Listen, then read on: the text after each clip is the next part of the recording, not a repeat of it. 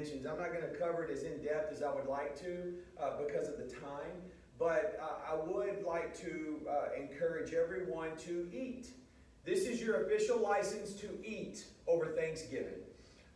We were going to talk in depth a little bit about sarcopenia, which is just the lack of muscle or muscle loss as we age. And as we age, testosterone, both men and women, we lose testosterone, which is a very powerful muscle building hormone.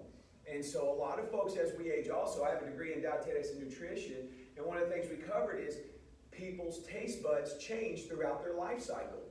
As we get older, they change, and what happens is people start salting their food a lot more to get that taste that they desire, and therefore when you have a lot of sodium in your diet, we all know what happens.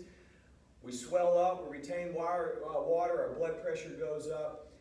It's important that we're eating protein, all right? And as we age, a lot of folks tend to eat less. I want to encourage you to make sure you're eating plenty of protein. We had a nice little article here. I wrote a blog on my website that has a lot of the information we were going to discuss, but just really quickly, this is from Dr. Gene Meyer, PhD, USDA Human Nutrition Research Center on Aging at Tufts University. The standard here is going to be about 0.6 grams of protein per pound. 0.6 grams of protein per pound, all right?